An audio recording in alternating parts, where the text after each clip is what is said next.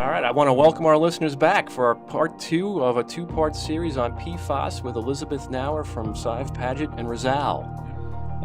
Can we discuss a little bit about the potential regulation of some of these additional compounds with proposed rulemaking under RCRA?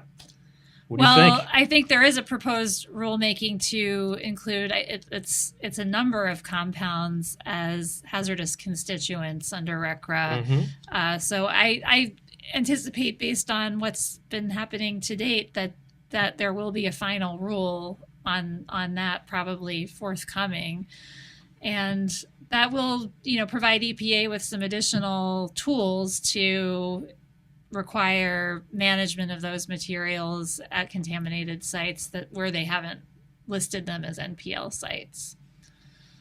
So you see the list getting bigger, the NPL list? It already is. It already is. I'm asking a question I should already know the answer to, huh? Yes, and I mean, even before this listing, I think that some of the military installations had already been undergoing, CERCLA quality remedial investigations, specifically in relation to PFAS. So there is a track record there, as well as in New York. PFOA and PFAS had already been designated as hazardous substances for almost a decade, really. Yeah, we've had state Superfund sites, PFAS sites, before this listing came out. So there's a track record here for dealing with it. Very interesting. All right, let's shift a little bit to the litigation side. This is something you specialize in. Can you share some insights on the arguments being made and talk about the precedent courts are setting with their decisions in the, let me get this right, the Aqueous Firefighting Foam, or AFFF MDL? Well, that, as I mentioned earlier, it involves water provider claims as well as personal injury claims, and there's a lot of claims brought by the states. I think probably in the end, every state will also have its own claims filed against the manufacturers. And what's really interesting about that whole congruence of actions that have all been consolidated for purposes of case management and discovery within the multidistrict litigation is that it is mostly a product liability lawsuit, but not entirely. So most of the claims and most of the defendants are product relating to the manufacture of the foam itself, the chemicals, and then in some cases distribution. And there's also a group of defendants that created the turnout gear for firefighters that also had this coating on it, which I guess they were, constantly exposed to during their work. Yeah. So the claims are in the product liability vein of failure to warn, product defects. It's not the standard environmental claims that environmental lawyers are most used to seeing. And so far, no CERCLA claims have been asserted against the manufacturers. The United States, as the Department of Defense, having many of these military installations where the foam was used, they are also a defendant in numerous actions, and they have anticipated that CERCLA claims will be alleged against them, and they've actually invited plaintiffs to consider making settlement demands on the United States.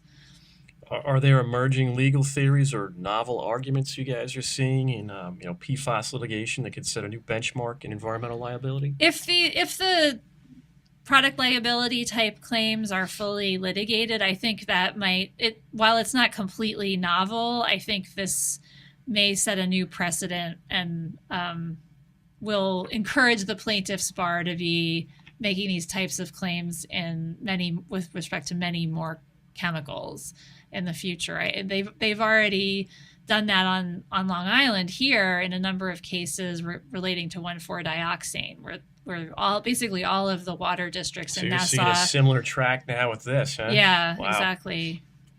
Oh, so boy. I think chemical manufacturers, as well as the normal environmental defendants, the industrial users, et cetera, chemical manufacturers are definitely on alert, and insurance companies. Mm-hmm. And well, we've got a whole bunch of questions here, but can you discuss how like the PFAS related cases now and in the 1990s, we're relying on, similar theory of corporations not disclosing risks or which they were aware of from say the 1970s through about 2000, which is sort of reminiscent of the tobacco and the opioid litigation.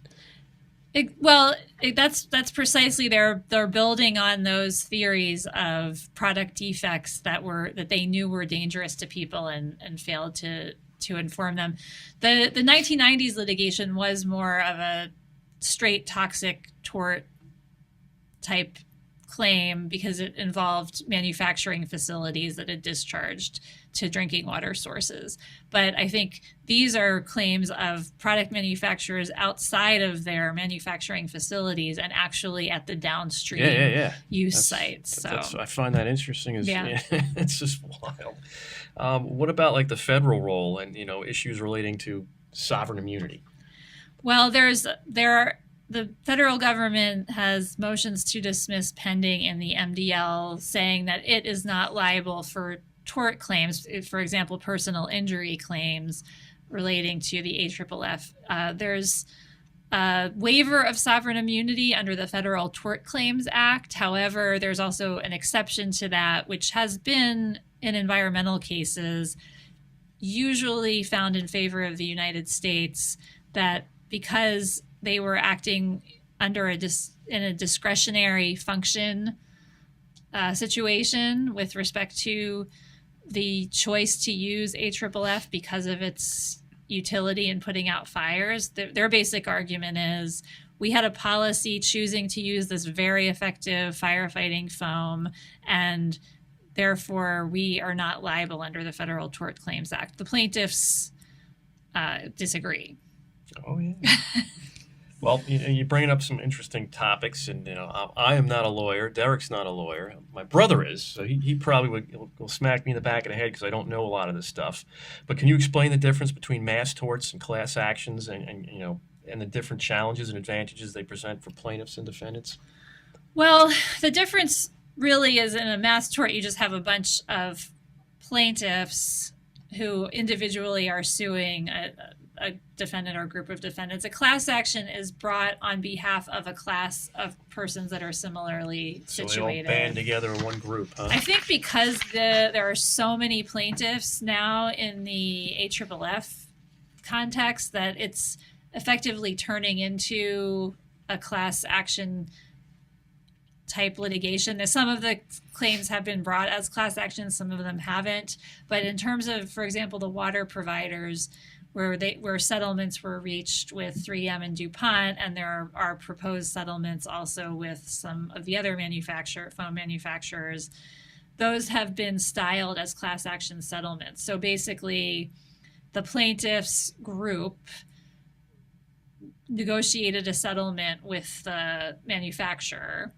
and then they filed a class action complaint on behalf of a class of water providers. Okay. The settlement was approved by the court, and then it goes through a period of notifying all the potential class members, giving them a period to opt out if they choose, or if they don't opt out, then they're automatically entitled to settlement, but they also have effectively released their individual claims. So they can get part of the settlement funds, but they can't bring another claim against 3M or DuPont. I think that explained it for me. Again, I'm not a lawyer, but that's very interesting. It seems like are the mass torts or the class action suits, which one do you think is going to sort of overshadow the other eventually? Where is this headed?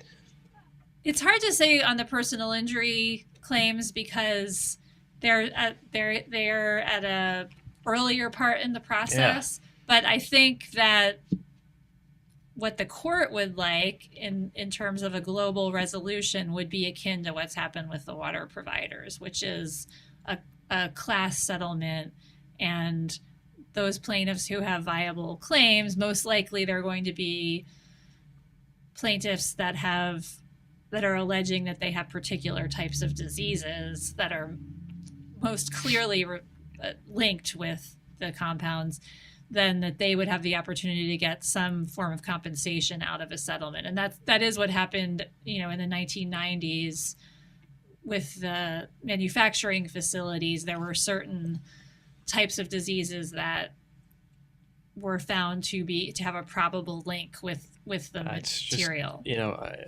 Obviously, I'm not a doctor, but I'm an engineer, so I can understand when a water supplier gets impacted, right? The groundwater gets contaminated from that specific product. We know how it was introduced, how it got there. I mean, it's just, in my mind, establishing a link between the AFFF type stuff and somebody getting sick, which I hope never happens, but it's got to be very difficult. I think it will be. I actually think it will be quite difficult if it gets to that. If the manufacturers would prefer to mitigate their risk and reach settlements, then it may never actually be litigated in court. But that remains to be seen.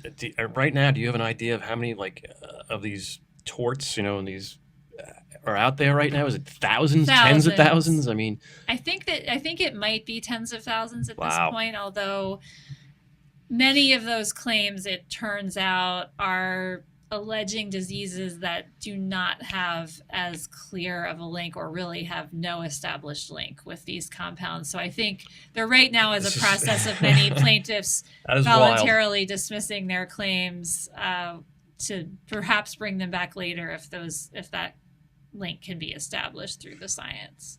I mean, Elizabeth, you've answered everything I've asked here. I mean, I've learned so much from you. I appreciate you coming in today. Do you have anything you want to mention that we did not cover for our listeners? I think one thing that I'm very interested in is as all of the treatment is implemented and sites are remediated in relation to PFAS compounds, what are we doing with the carbon media? What are we doing with the material that is removed from sites in a remedial process? Where does that go and how is that managed? I think that's going to be one of the biggest challenges going forward.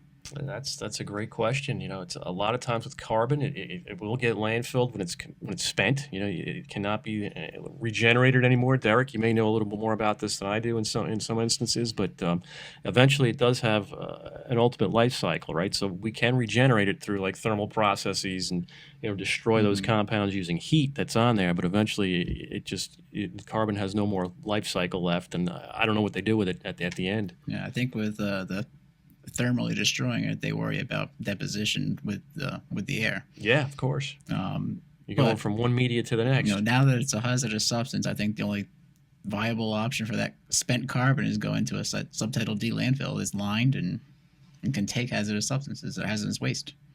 And hopefully it doesn't leak and we can just keep a nice vicious circle going, right? That's very interesting. Anything else, Elizabeth, you want to share with our listeners before we sign off for the day? I don't think so. This has been really enjoyable, and thank you very much for having me. We've been glad to have you. Derek, anything you want to add before we close? No, thank you, Elizabeth, for coming. Yeah, no, it's been great. And again, I just want to, mention, Elizabeth, if you want to just share maybe a website for you and your firm, if some of our listeners want to reach out to you with any questions or thoughts. Of course, our website is www.sprlaw.com, SPR Law. Thank you. That's Elizabeth Knauer with Sive, Paget, and Riesel, right? Sive, Paget, and Riesel. Oh, God, I still can't get it right. You're not the only one. I know. Dave is going to really give me a hard time. Yeah. And again, we have Derek Ersbak, Senior VP with PWGC on our environmental unit. I am Paul Boyce, President and CEO of PWGC, the host. And again, if you guys need to get a hold of us, the best way is www.pwgc.com/podcast. We really want to thank our listeners for tuning in, and hopefully you guys took something away from this afternoon's show. Thanks. Thank you for joining us on this episode of PWGC's Environmental Echo. You can download and listen to this episode on Spotify, Apple Podcast, or by visiting our website, www.pwgc.com/podcast. For more content like this, be sure to subscribe to our channel and hit the notification bell so you never miss an episode.